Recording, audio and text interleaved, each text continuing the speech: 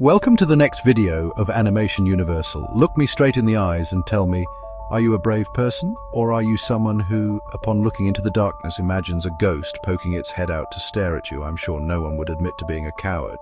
In fact, you'd probably puff out your chest and declare yourself someone with nerves of steel. But here's a paradox.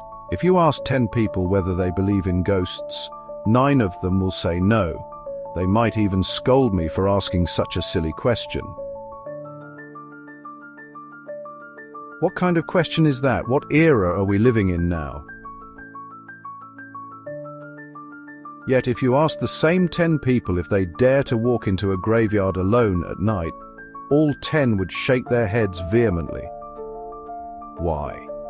Because they're afraid of ghosts, of course. Fear is one of the fundamental emotions of humanity.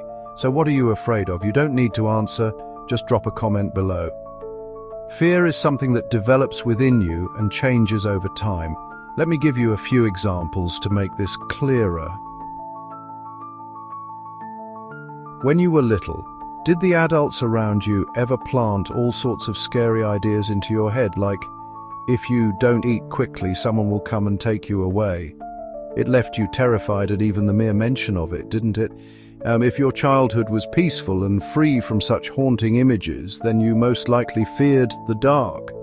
I asked my nephews about it, and they said when we were little, every time the lights went off or we looked at something dark, we'd imagine a ghost jumping out, baring its teeth and laughing maniacally. And then the adults in the family chimed in. Who isn't afraid of the dark? It's not just kids. Even I'd wet my pants if I had to stay alone in a dark place. That's a fear I can completely empathize with, because it's a primal fear of humankind, like a basic life lesson, you know? That's why humans invented matches, light bulbs, and even laughing gas. As a kid, I was pretty scared of the dark. When it was bedtime, you had to turn off the lights, right? But in the innocent mind of a child, turning off the lights was like losing a protective shield. It was as if light was a barrier keeping the dark forces at bay. The moment the lights went out, the demons were ready to leap out, screaming and attacking you. Before turning off the lights, you'd have to dash to your bed as quickly as possible. Why? So the ghost wouldn't grab you, of course. Honestly, now that I've grown up, I can't fathom why I had such ridiculous thoughts as a kid. Running to the bed, hiding under the blanket, it's as if that automatically made the ghosts disappear. I swear back then everything seemed fine with the lights on. But as soon as the lights went out, even the objects in the house looked creepy. Stuffed animals that seemed so adorable during the day suddenly appeared to transform at night. For some inexplicable reason, I'd imagine them smirking mischievously at me in the dark. That's not all. When I was little, I used to imagine there was a ghost hiding under my bed, just waiting for me to dangle my foot over the edge so it could grab me and drag me under. Maybe that's why these days, beds are designed without any space underneath, unlike the ones back in the day. As a kid, I was also scared of climbing stairs. For some reason, every time I went up the stairs, I imagined them shaking and collapsing under me. What's wrong with you? Stairs are built so solidly, how could they collapse? Another friend shared this. Back in the day when they were still in school, they had a constant fear of the ceiling fan falling on their head. It would wobble while spinning, and somehow I kept picturing it falling down and spinning like a giant blade. Kids today, sitting in air-conditioned classrooms, all cool and comfy, would never understand the trauma of old ceiling fans. Back then, when economic conditions were tight and facilities were limited, ceiling fans were our savior during those sweltering summer days. Some of those fans were older than my mum. Just listening to them creak and groan was enough to drive you crazy, let alone focus on studying. They felt like guillotines, ready to drop at any moment. Another fear from my childhood was going to the bathroom at school. School bathrooms were always built at the back of the campus, and they were dark and eerie. Have you ever heard of the Chernobyl nuclear disaster? It released radiation 400 times stronger than the atomic bomb dropped on Hiroshima. But even that was nothing compared to the disaster that was my school's bathroom. For some reason, every school restroom I encountered adhered strictly to the 3 no's policy. No cleanliness, no pleasant smell, and no bidet sprayer. Gen Z kids won't know this, but back then, we didn't have toilets with built-in bidets. Instead, we had squat toilets, and for wiping. We didn't have soft tissue paper. We had rough, scratchy sheets torn from old notebooks. Imagine using that. It was thick, coarse, and when you wiped, well, you can guess how that felt. And for kids with hemorrhoids, I don't even want to think about it. Help me, principal. Please install a bidet sprayer, I'm begging you.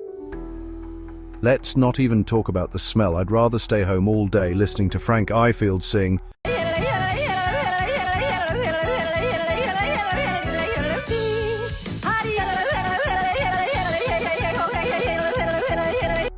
than endure the stench in those bathrooms. It was absolutely unbearable. As a child, I was terrified of being spanked by my mum. Why are we scared of our mums? Aren't they the ones who gave birth to us, who nurture and love us unconditionally? Don't we understand how much they sacrificed to raise us into responsible adults? And yet, whenever I made a mistake, I was scared out of my mind. My mum would make me lie on the bed, whip out a rattan cane that she kept hidden so well I could never find it, yet it would magically appear in an instant when needed. She wouldn't start hitting right away though. Before each strike, she'd give me a lecture, waving the cane around for dramatic effect, just like a prisoner waiting for their execution. It was terrifying. Then there's my fear of insects.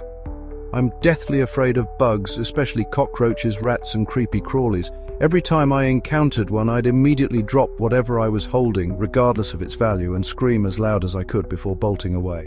I don't get it. Nowadays, kids are well-fed and healthy, with bodies 1,000 times bigger than those tiny bugs. Yet the moment they see one, they freak out. Back in my day, even though we were skinny and malnourished, we weren't scared of anything. Cockroaches, rats, or even caterpillars. We'd catch them without a second thought and even bring them to class to show off. I'm the cockroach here. Do you even know who my father is? If you're smart, you'll run away before I get angry. When I was little, I was terrified of death. Every night, as I closed my eyes to sleep, I'd imagine waking up the next morning to find myself no longer alive, gone from this world. It scared me to death. Let me tell you something. There's supposedly nothing scary about death. Or so people say. But truth be told, I'm scared as hell of it. Everyone fears death, more or less. However, as you grow up, you'll realize there are things even scarier than death. Take, for example, running out of money. Imagine being so broke you can't even afford a pack of cigarettes, resorting to gathering leftover stubs to smoke just to ease your cravings. It's poverty at its worst. Or picture it being payday, but you're drowning in debt, scrambling to find money to make ends meet. In that state of fear and desperation, you'd do anything, even scoop poop with your bare hands if it meant getting some cash. You get what I'm saying?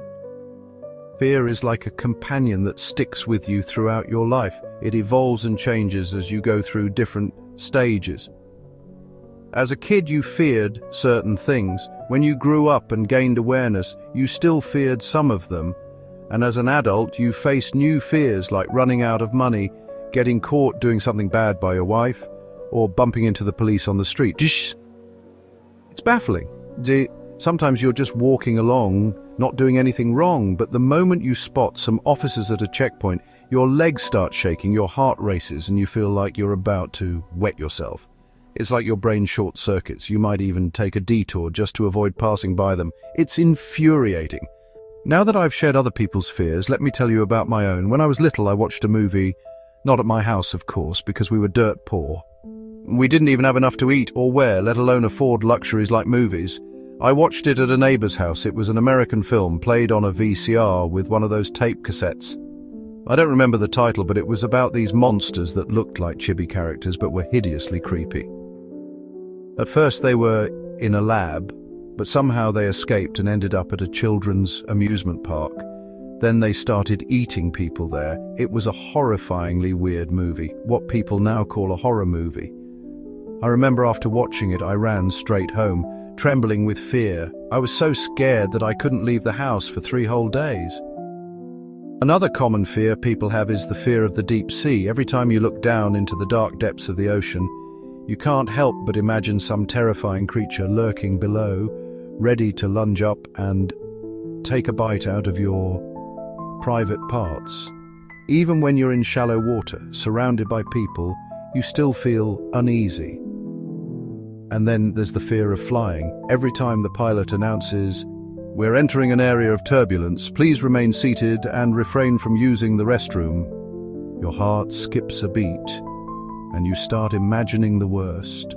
When it happens, your heart races, your legs feel weak, and your nerves are stretched taut like a rubber band. The thought runs through your head that the plane could crash at any moment. Statistically speaking, the chance of a plane accident is only about 0.01%. But who cares about those numbers? You're still scared. So what about you? What were your childhood fears? Let's see if everyone's fears were the same. Thank you for watching the video. Don't forget to like, share, subscribe to the channel and hit the notification bell so you won't miss any of our interesting and helpful videos. Thank you all so much. For now, goodbye and see you next time.